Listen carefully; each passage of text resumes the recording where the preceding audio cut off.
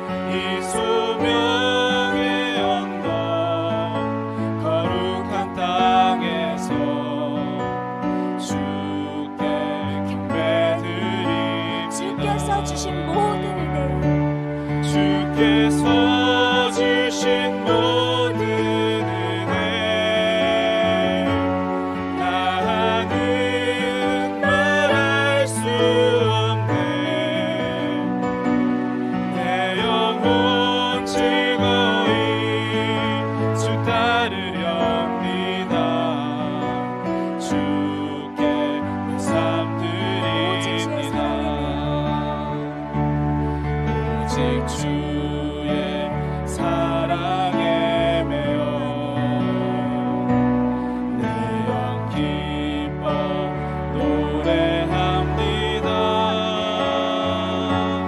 이 소망의 언덕 기쁨의 땅에서 주께 사랑 드립니다. 오직 주의 임재 안에 갇혀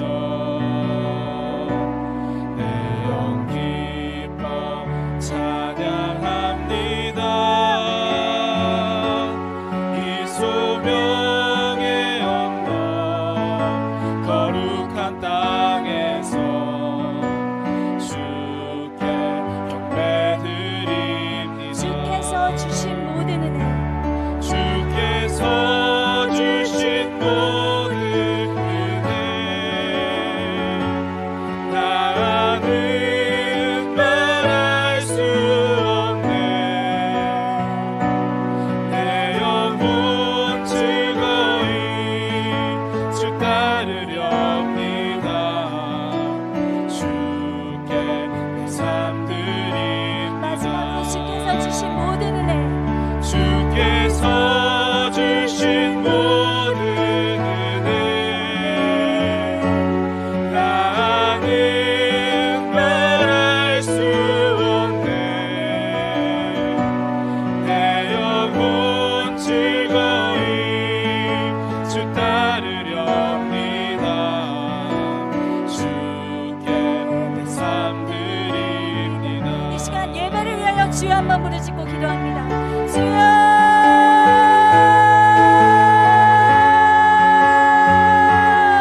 나는 말할 수 없네.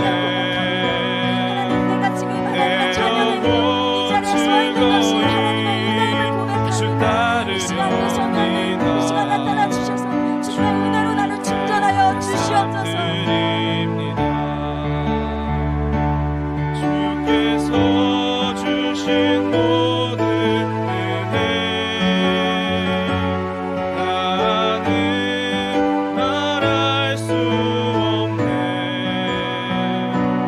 내 영혼 즐거이 주 따르렵니다. 주께 내 삶 드립니다.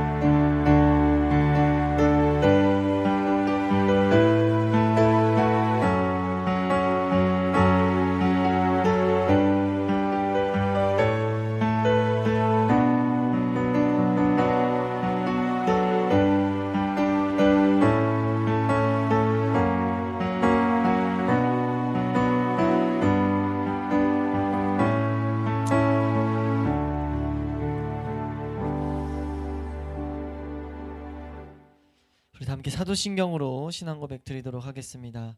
나는 전능하신 아버지 하나님 천지의 창조주를 믿습니다. 나는 그의 유일하신 아들 우리 주 예수 그리스도를 믿습니다. 그는 성령으로 잉태되어 동정녀 마리아에게서 나시고 본디오 빌라도에게 고난을 받아 십자가에 못 박혀 죽으시고 장사된 지 사흘 만에 죽은 자 가운데서 다시 살아나셨으며 하늘에 오르시어 전능하신 아버지 하나님 우편에 앉아 계시다가 거기로부터 살아있는 자와 죽은 자를 심판하러 오십니다. 나는 성령을 믿으며 거룩한 공교회와 성도의 교제와 몸의 부활과 영생을 믿습니다. 아멘. 우리 함께 말씀 보도록 하겠습니다. 함께 보실 말씀 갈라디아서 우리 2장 말씀입니다. 갈라디아서 2장 우리 15절 말씀부터 21절까지 우리 함께 보도록 하겠습니다. 갈라디아서 2장 15절에서 21절 말씀입니다. 갈라디아서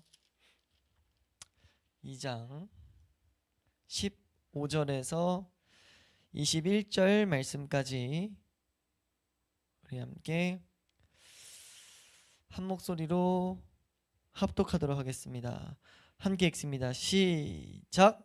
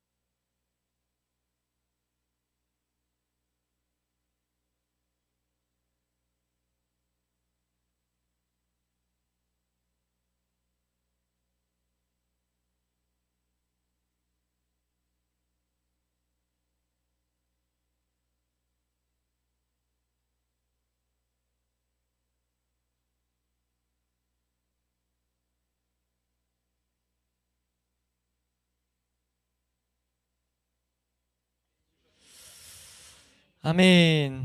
아멘. 우리 한번 따라하겠습니다. 참된 복음의 길을 걸어라. 네, 다시 한번 따라하겠습니다. 참된 복음의 길을 걸어라. 네, 우리 참된 복음의 길을 걸을 수 있기를 축복합니다. 그러니까 우리 참된 복음의 길 이렇게 말했을 때는, 이렇게 제목을 붙였을 때는 거기에 이제 함축되어 있는 의미가 거짓된 복음의 길이 있다라는 것을 우리가 바로 떠올릴 수 있어야 됩니다. 한번 따라할까요? 거짓된 길이 있다. 그것이 갈라디아서의 핵심 주제입니다. 그래서 1, 2장을 토대로 큰 하나의 주제가 끝나는데, 그것은 바울이 이제 선포했던 그 복음에 대한 이제 변호, 그리고 그 변호 가운데 나타나는 복음이 어떤 힘이 있고 어떤 내용인지를 이제 이렇게 우리에게 보여주는 내용이 이제 쭉 기록돼 있어요. 그래서 1장의 내용의 핵심을 뽑자면, 한번 따라할까요? 다른 복음은 없다. 1장의 핵심은 다른 복음은 없다는 거죠. 그러니까 바울이 전하고자 하는 이 복음, 바울이 전했던 이 복음 외에 다른 것은 없다는 거예요. 그 예수 그리스도 외에 다른 것은 없다는 거죠. 그것을 우리가 반드시 제대로 알아야 될 줄로 믿습니다. 그래서 그 복음을 어떻게 우리 가운데 받아들이는지가 중요해요. 왜냐하면 복음 기쁜 소식 했을 때, 우리가 아침에도 살펴봤지만 그 복음 기쁜 소식 했을 때 그 내용 자체가 뭐냐면, 그 복음은 예수 그리스도가 죽으셨다는 것과 예수 그리스도가 다시 살아나셨다는 거란 말이에요. 그게 복음의 내용이에요. 근데 그 복음의 내용을 적용시키는 데 있어서 자기 마음대로 적용하는 사람들이 나타났다는 거죠.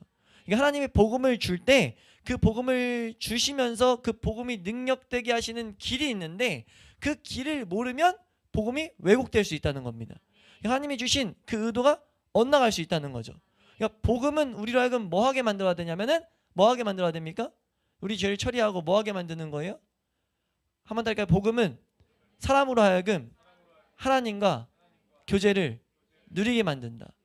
그러니까 복음, 참된 복음을 가졌을 때 사람은 하나님과의 교제를 누릴 수 있다는 거예요. 근데 그 복음을 내용만 가지고 그 복음의 길을 온전히 따르지 못하면, 그럼 어떻게 되냐면 교제를 온전히 누리는 게 아니라 오히려 그 가운데 짐이 쌓이는 거예요. 짐이. 그 가운데 하나님과의 교제를 누릴 수가 없게 되는 거죠. 그러니까 이 바울이 갈라디아서에서는 이 복음의 내용에 가지고 뭐라고 하는 것이 아니라 복음을 적용시키는 측면에 있어서 너희가 반드시 알아야 될 게 있다는 거죠. 이해되시면 아멘. 그 내용의 핵심은 은혜입니다. 한번 더 할까요? 복음은 오직 은혜로. 그러니까 우리의 신앙생활은 오직 은혜로, 우리가 하나님과 교제하는 것은 오직 은혜로라는 거예요. 이해되시면 아멘. 근데 그것을 이제 가로막는 한 이 집단이 등장해가지고 들어와가지고 이 갈라디아 지역에 있는 교회에 계속 가르쳤던 내용이 뭐냐면, 한마디로 요약하면 율법주의라고 말씀을 드렸어요. 그 율법주의는 우리가 행동으로 어떤 하나님의 계명들을 지켜야 그래도 하나님의 백성으로 인정받고 그 뒤에 있는 하나님과 교제도 하나님이 주실 복도 누릴 수 있다라고 가르친 거예요. 이해가 되세요? 이제 그걸 가지고 이제 우리가 그 중간에 사도권을 공격하고 이런 내용들을 우리가 봤었죠. 그것이 1장의 핵심이라면 2장에서의 핵심은 한번 따라할까요? 복음의 진리가 항상 우리 가운데 있어야 된다. 그러니까 2장에서의 핵심은 2장 5절 말씀에 이렇게 말하는데 2장 5절 한번 읽도록 하겠습니다. 2장 5절 함께 읽습니다. 시작.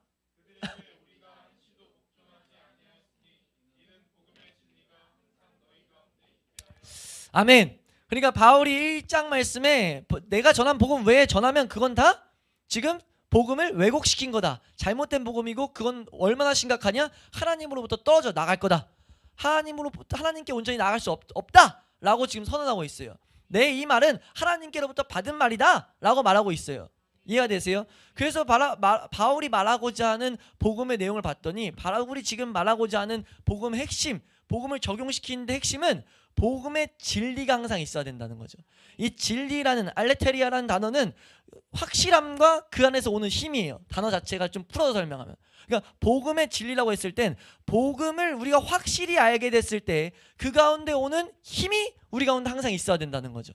그러니까 복음이 주는 힘이 무엇이냐? 한번 따라해봐. 복음은 우리를 변화시키고 우리로 하여금 하나님을 볼 수 있게 만든다. 그러니까 복음이 주는 힘은 그거예요. 예수 그리스도의 그 십자가의 능력은 우리로 하여금 하나님을 계속 찾을 수 있게, 하나님이 주시는 힘을 공급받을 수 있게, 하나님과 교제할 수 있게, 우리의 삶의 모든 문제가 하나님 앞에서 해결받을 수 있게 만드는 것이 복음이라는 거예요. 이 복음의 진리, 복음이라는 것이 항상 능력 낳는 것이 너에게 항상 있게 하기 위해서 뭘 말하느냐? 조그만한 오류도 남겨둘 수 없다라고 말하는 게 2장 내용을 그냥 한마디로 요약한 거예요. 이해가 되세요? 이게 그러니까 우리가 이걸 심각하게 봐야 되는 게 이 시대의 마귀가 우리 복음을 적용시키는 데 있어서 여러 가지 길들을 계속 만든단 말이에요. 근데 이걸 그렇게까지 중요하게 여기지 않는 시대가 됐어요. 이것을 적용시키는 데 있어서 방법, 우리가 다 같이 예수만 믿으면 되지 뭐, 예수 그리스도를 그냥 구주라고 고백만 하면 되지 뭐 라고 하는데 바울은 지금 그렇게 말하고 있지 않다는 거예요. 바울은 절대 그것을 교회 안에, 교회 공동체 안에 두고 볼 수 없었다는 거죠. 하나님이 자신에게 맡긴 양에게 그 일이 일어나는 것을 두고 볼 수 없었다는 거예요. 이해가 되세요? 그러니까 복음을 적용시키는 데 있어서 조그마한 오류도 있어서 안 된다. 이해가 되세요? 그러니까 복음이라는 것이 적용되는 것이 두 가지 측면에서 있는데, 복음을 아예 내 삶 가운데 가지지 못한 십자가를 향해 나아가는 자와 십자가를 가진 자들도 이제 복음은 적용된단 말이에요. 이 두 가지 측면을 간단히 말하면 구원의 길과 성화의 길입니다. 이해가 되세요? 구원의 길도 복음으로 가능하고 성화의 길도 복음으로 가능해요. 근데 그 복음, 십자가로 가능하다는 거죠. 구원도 온전히 십자가에서 성취되고 우리가 하나님 앞에 나아가는 이 십자가를 가진 자들이 살아가는 삶도 십자가로 가능해요. 이해가 되세요? 이것 외에 다른 것으로 하는 것은 지금 문제가 있는 겁니다. 이게 성경에서 말하는 길이 아니라는 거예요. 하나님이 새롭고 산 길을 십자가 안에다 완성시켜놨어요. 이해가 되세요? 그래서 어떤 사건까지 언급하냐면 교회의 기둥이라고 취급받는 게 아니라 실제로 교회의 기둥이었던 베드로가 조금 실수했어 보이는데, 사실 안디옥이라는 지방에 가서 이방 신자들과 밥을 먹다가 떡을 떼다가 우리 야고보와 함께 있던 어떤 율법주의자들, 이 지금 잘못된 것을 가르치는 것과 같은 맥락의 있는 자들이 왔을 때 그들을 두려워해가지고 떠났는데, 우리 저번 주 말씀 살펴봤죠. 그 작은 행동을 공개적으로 책망할 수밖에 없었다는 거죠. 왜요? 지금 바울이 말하고자 하는 요지는 뭡니까? 조그만한 오류도 절대 교회 안에 있으면 안 돼. 왜요? 왜 그러냐면, 한번 더 할까요? 우리가 오류를 방치하면 은혜를 누릴 수가 없다. 그러니까 2장의 핵심은 복음의 진리가 항상 우리 가운데 있게 하기 위함이라고 했어요. 그러면 그 가운데 이거를 그 맥락에서 봤을 때 이 오류를 방치하면, 베드로가 잠깐 조금 실수해서 이해할 수 있지, 모든 공동체도 뒤에 가서 양해를 구했으면 되지 뭐 라고 할 수 있어요. 분명히 환경 가운데 그럴 수 있다고요. 따로 불러서, 유력한 자였으니까 따로 불러서 그건 좀 잘못된 행동이었어요, 가서 사과하시고 그거 행동 고치세요 라고 말할 수 있었는데, 그렇지 않고 공개적으로 책망할 수밖에 없었던 이유는 한 사람이라도 오류가 있는 채로 놔두면 안 되기 때문에. 그래서 이 책망을 했다는 거예요. 왜요? 왜 그렇게까지 책망을 했다고요? 그 오류가 뭐 하기 때문에? 은혜를 못 누리게 하기 때문에. 이걸 우리가 잘 알아야 돼요. 우리가 교회 다니면서 우리가 제일 힘쓰는 게 뭡니까? 힘써야 될 게 뭐예요? 은혜를 지속적으로 공급받는 거예요. 하나님을 계속해서 봐야 되고, 하나님을 우리가 하나님을 봄으로 말미암아 주시는 그 은혜들, 그 힘들, 우리에게 주시는 복들을 누려야 됩니다. 교회는 그걸 누려야 돼요. 근데 그걸 누리지 못한 이유가 조그만한 잘못된 진리가 들어왔을 때, 그것들로 하여금, 그것들이 우리로 하여금 하나님을 앞에 나가지 못하게 한다는 거예요. 근데 그 진리의 그 오류의 핵심은 언제나 나와 관련돼 있어요. 한번 더, 오류의 핵심은 자와 관련돼 있다. 내 자. 그래서 여기서 딱 뽑은 게 하나님이 정확히 핵심을 알기 때문에 율법주의를 딱 꽂아 놓은 거예요. 율법주의가 뭐냐면 행동을 통해서 어떤 일을 하나님 앞에 해서, 우리로 따지면 절기를 잘 지켜서, 고난주간 가운데 금식을 잘 해서, 우리가 부활절을 잘 해가지고, 우리가 뭐 기도를 더 오래 해가지고, 우리가 더 죄를 다 처리해가지고, 그래서 하나님 앞에 나아갈 수 있다라고 여기게끔 하는 것, 그거 다 가짜라는 거예요. 그걸 지금 여기서 엄청나게 책망한다는 거죠. 이거를 떼어놓으면 이게 뭐가 틀린지 모른다고요. 금식하는 게 뭐가 잘못됐는데, 죄와 싸우는 게 뭐가 잘못됐는데, 우리가 어떤 하나님 앞에 하나님을 더 섬기기 위해서 뭘 하는 행사라는 게 뭐가 잘못됐는데 라고 할 수 있어요. 우리가 그것만 봤을 땐 그거 가지고 뭘 잘못했다 잘했다고 말할 수는 없어요. 근데 그게 하나님 앞에 나아가는데 조금이라도 도구로 쓰임받는다는 식으로 교회가 말하는 순간 그거 잘못된 거예요. 그걸 방치하는 순간 우리 하나님 앞에 나아갈 수가 없어요. 왜요? 하나님 앞에 나아가는 건 오직 은혜이기 때문에, 오직 십자가 때문이, 오직 십자가로만 가능하기 때문이에요. 그래서 공개적으로 그런 책망을 했던 걸 말하면서 이제 15절, 오늘 본문에서 15절부터 21절까지 이 말한 것을 가지고 이제 설명하기 시작해요. 그러니까 복음에 대해서, 그 길에 대해서 설명하기 시작하는데, 제가 항상 이 십자가를 향해서 십자가로 인하여 살아가는 그 내용이 여기에 다 담겨 있더라고요. 우리가 이걸 이제 하나씩 좀 자세히 볼 텐데, 15절 말씀에 우선 뭐라고 하냐면, 우리는 본래 유대인이요 이방제인이 아니다 라고 말하는 건, 여기서 우리는 나와 베드로예요. 베드로에게 말하는 거예요. 베드로와 바나바와 그 사람들에게 우린 유대인인데 우린 이방제인이 아니다 라고 하는 건, 여기서 죄인이란 단어의 뜻을 제대로 알아야 됩니다. 여기서 죄인은 그 원죄를 말하는 게 아니에요. 여기서 말하는 건 유대인 입장에서 죄인, 그러니까 율법을 안 지키서, 너 지금 율법 안 지키니까 너 죄인이야. 유대인들은 율법 안 지키면 죄인이라 했거든요. 우리로 따지면은 너 왜 이렇게 기도 오래 안 해? 너 뭐 죄가 그렇게까지 안 써? 뭐 행동을 가지고 계속 건드는 것, 그거 자체도 잘못된 거예요, 안 잘못된 거예요? 잘못됐다 할 수 있어요. 그 말 하는 거예요. 그 말, 그 잘못된 것, 그 죄인, 우린 그렇게 안 속해 있었어. 여기서 말하면 난 해야 될 거 다 하고 살았어. 율법 다 지키고 나는 진짜 깨끗하게 살았어. 우리로 따지면 그런 말이라고요. 이해되세요? 우리는 그랬는데 바울이 지금 뭐라고 말하냐면, 근데 너도 나도 깨달은 게 있지 않냐. 16절 말씀에 16절 세 번째 줄에 이렇게 말합니다. 오직 예수 그리스도를 믿음으로 말미암는 줄 알므로라고 말해요. 뭐 이게 앞에 내오는 게 뭐예요? 의롭게 되는 것은, 의롭게 되는 것, 하나님 앞에 나아가는 것, 우리가 하나님을 볼 수 있게 만드는 것이 의롭다라는 단어의 핵심입니다. 왜 사람이 의로워져야 돼요? 하나님 앞에 나아가기 위해. 이건 의로움이 목적이 아니고, 의로움은 항상 하나님과의 교제가 그냥 껴있어요. 그러니까 의롭게 되는 것은 이렇게 봐도 돼요. 사람이 하나님과 교제를 위해 나아가는 것은 율법의 행위로 말미암음이 아니다 라고 말하고 있다는 거죠. 그거를 바울도 베드로도 같이 알았다는 거예요. 그것을 알게 돼서 뭐예요? 그래서 우리가 예수 그리스도를 믿는다 라고 말하는 거예요. 알므로 우리도 그리스도 예수를 믿나니 이는 우리가 율법의 행위로서가 아니고 예수 그리스도를 믿음으로 의롭다함을 얻으려 함이라. 율법 행위로서는 의롭다함을 얻을 육체가 있다 없다? 아무도 없다는 거죠. 그 길 없다는 거예요. 우리가 뭘 해가지고 하나님 앞에 나갈 수 있다 없다? 절대 없다는 거예요. 그 말을 지금 여기서 베드로에게 말하는 거예요. 너 알았잖아. 그러니까 우리 조금이라도 그런 행동, 내가 널 책망할 수밖에 없었던 거야. 공개적으로 너에게 뭐라고 할 수밖에 없었던 거야. 왜? 우리는 이 진리를 가진 사람이잖아. 그러면서 17절 말씀 뭐라고 하는지 읽어봅니다. 17절 함께 읽습니다. 17절 함께 읽습니다. 시작. 만일 우리가 그리스도 안에서 의롭게 되려다가 죄인으로 드러나면, 아멘. 이제 이거는 다시 그 안에 들어와 있는 유대인들, 그 믿는 율법을 그래도 지켜야 되는 거 아니에요? 라고 하는 사람들에게 설명하는 거예요. 우리가 뭔가 행동을 그래도 해야 되는 거 아니에요? 우리가 기도를 더 오래 쌓고 내가 죄와 싸워서 이겨야 하나님 뭐 복 주시는 거 아니에요? 라고 말하는 거예요. 내가 어떤 내가 죄와 싸우고 기도를 오래 하고 하는 그 목적은 뭡니까? 하나님과 교제하기 위해서, 그러니까 하나님 앞에 더 나아가기 위해서예요. 근데 그렇게 하려다가 바울은 아예 전제로 이럴 수밖에 없다는 전제를 하나 깔고 있어요. 죄인으로 반드시 드러난다. 여기서 지금 의롭다 하는 1차적인 것은 구원에 대해서 말합니다. 15절에서 17절은 구원을 말하는 의롭다함이에요. 이해되세요? 우리가 구원이라는 것은 절대 행동으로 내가 어떤 것을 한다고 구원이 이루어지지 않는다는 거예요. 근데 그러니까 바울인 전제가 사람이 아무리 뭐 작정 기도를 하고 금식을 하고 뭐라고 해도 그 방편으로는 반드시 그 사람은 죄인으로 드러나게 된다. 그럼 죄인으로 드러났을 때 너희가 나는 하나님의 뜻대로 예수 그리스도를 믿는 믿음 안에서 내가 이런 행동들을 했는데요 라고 하면은 내가 이 행동을 예수의 이름을 했다고 하니까 예수님이 분명히 그런 것들을 기뻐하시지 않는 자가 깔려있는 거예요. 이 깔려있는 내용이 우리가 왜 합니까? 왜 그렇게 금식하고 왜 그렇게 어떤 행동들을 해요? 이거 하나님이 기뻐할 것 같으니까. 예수 그리스도가 기뻐한다고 내가 생각하니까 그거를 교회에서 하잖아요. 뭔 말인지 이해가 되세요? 그러니까 예수님이 그렇게 했다고 해가지고 그럼 딱 들어가서 제가 드러나니까 내가 예수님이 시킨 거 했는데 그럼 그 바울이 말하는 거예요. 너 예수님이 시킨 거 했다고 해서 그렇게 해서 의롭다고 여겨서 왔는데 너 죄인으로 드러날 거거든. 죄인으로 드러나면 그럼 예수님이 너 범죄케 한 사람이야? 라고 묻는 거예요. 결코 그럴 수 없다 라고 말하는 건 너 말하는 거 지금 틀렸어. 너 지금 그건 답이 말이 안 되는 거야. 반드시 죄인으로 드러날 건데 그래 바울이 전제 깔려있는 건 뭐예요? 그걸로는 죄를 이길 수 없다.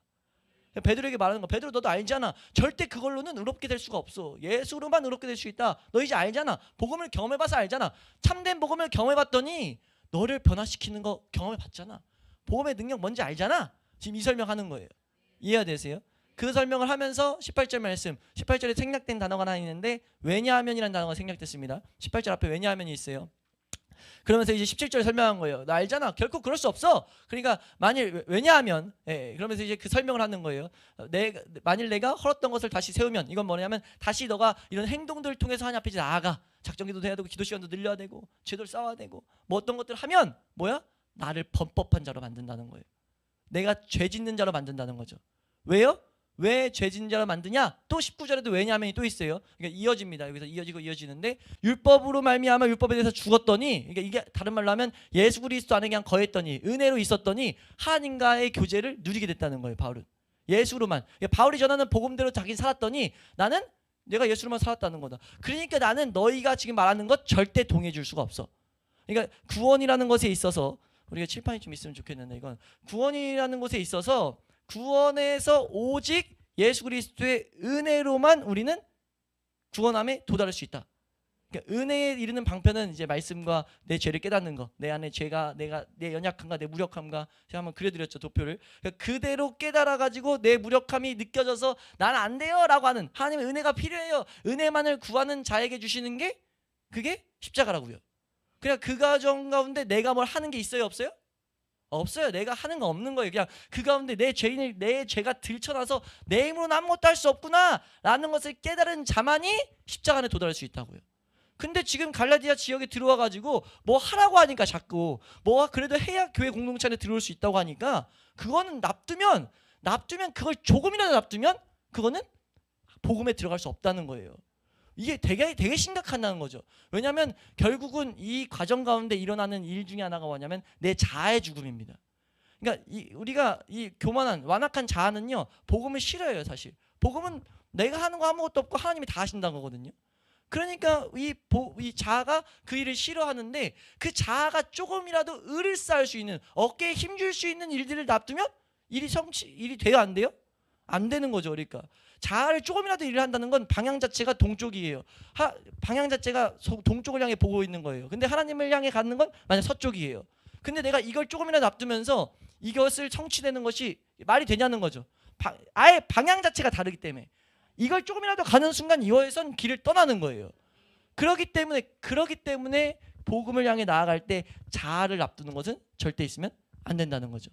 그러면서 이제 갈라디아 교회에게 있었던 일들 또 하나의 무리들 이제 복음을 가진 자들이 성화를 향해 나아가는 과정에서도 또 율법은 우리의 행위는 필요가 없다라는 것을 한마디 선언하고 가는 게 2장 20절이에요. 우리 2장 20절 말씀 함께 읽습니다. 2장 20절 말씀 함께 읽습니다. 시작.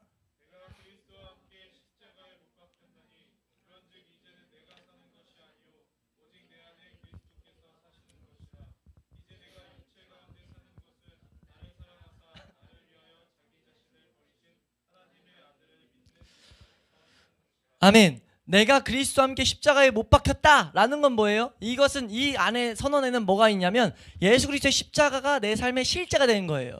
예수 그리스도의 그 영광스러운 그 고통 가운데 있었던 우리에게 사랑이 전해지는 그 일이 우리 가운데 부어질 때 어떤 현상이 나타나냐면 내 자아는 그 가운데 내 이 자아 때문에 이 죄 때문에 내가 예수 그리스도가 오셨는데 하면서 내 옛 자아가 십자가에 못 박히는 거예요.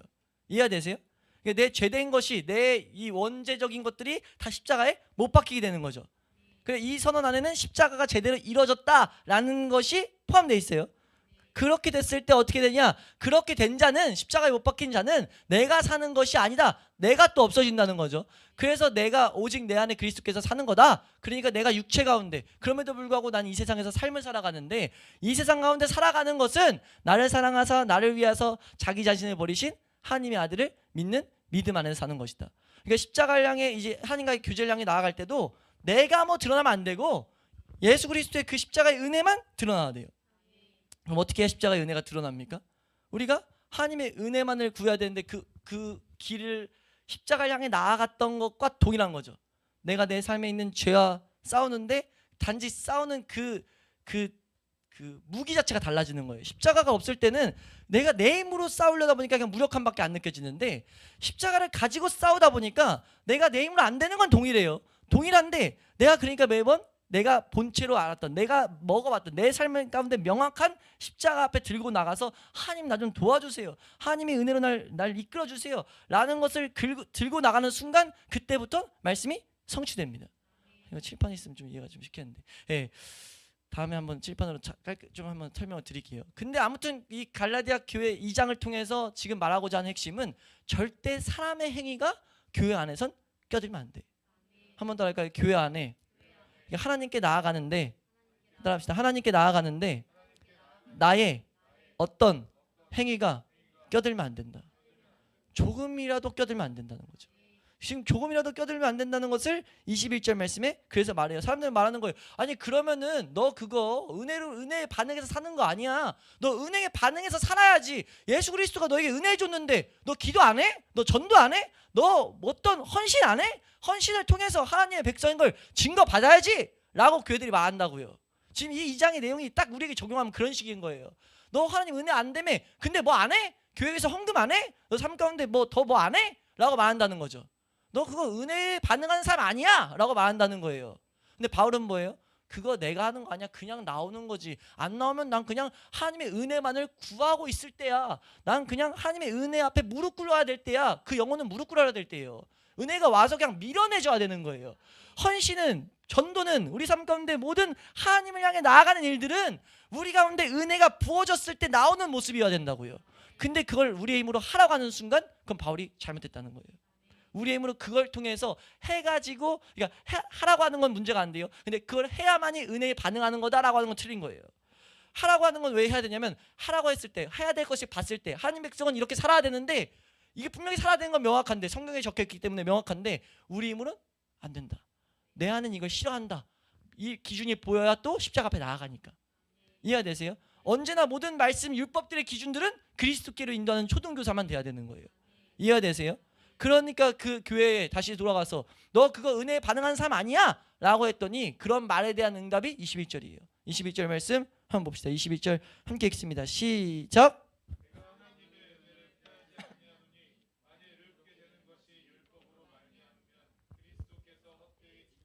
아멘. 지금 이게 바울의 그런 모습에 대한 대답입니다. 너 은혜 받았으면 은혜에 대해서 반응을 해야 하나님 백성이야. 그 은혜를 가지고 반응해서 하나님의 영광을 돌려야 돼 라고 말을 해가지고 살아가는 거면 바울이 말하는 거예요. 그럼 예수 왜 죽었어? 예수 죽을 필요 없었어. 너 지금 예수님이 주신 우리의 비참함 너의 자아의 부패성을 넌 이해 못하고 있구나. 너는 너 안에 능력을 지금 아주 신임하고 있어. 우리의 신앙생활에 딱 두 가지 길이 있습니다.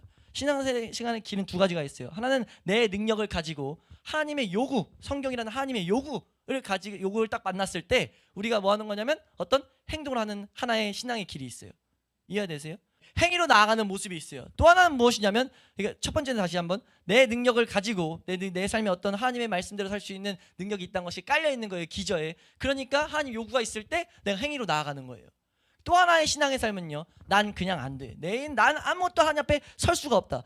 나는 나의 무능력을 내가 보고 있는 사람, 무능력을 보고 있는 사람에게도 동일하게 하나님의 요구가 와요. 요구가 오는 사람에게는 뭐합니까? 오직 은혜를 구할 수밖에 없는 거예요.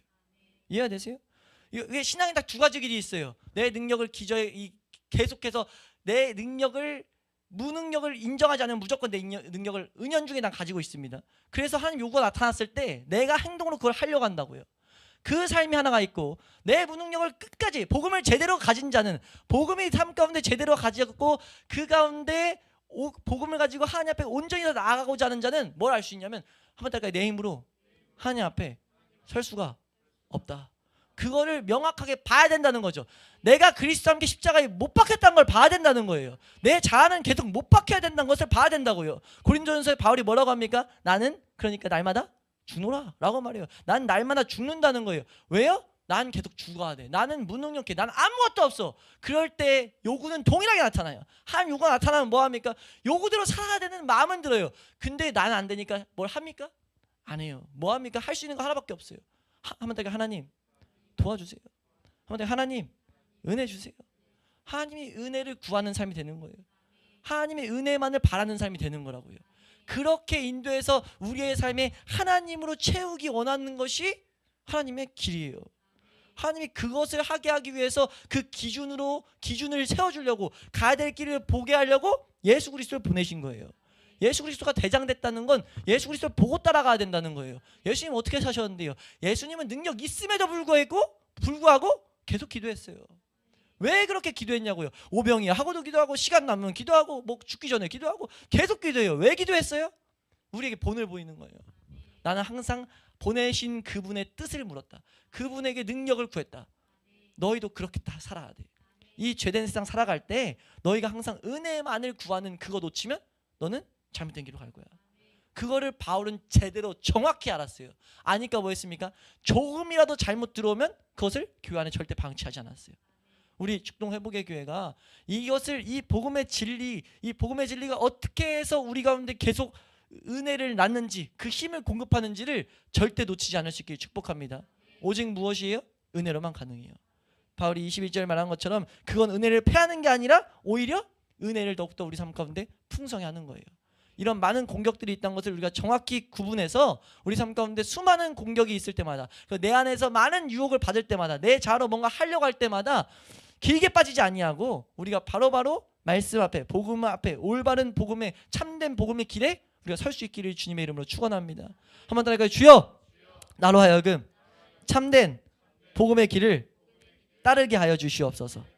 네, 우리가 이것은 오직 복음의 길을 제대로 알 때 가능하다는 것을 잊지 아니하시고, 우리 갈라디아서를 통해서 우리에게 주시는 이 말씀들을 마음에 새겨 놓아서 천국 가는 그날까지 복음의 진리를 잃어버리지 않는 은혜가 있길 축원합니다.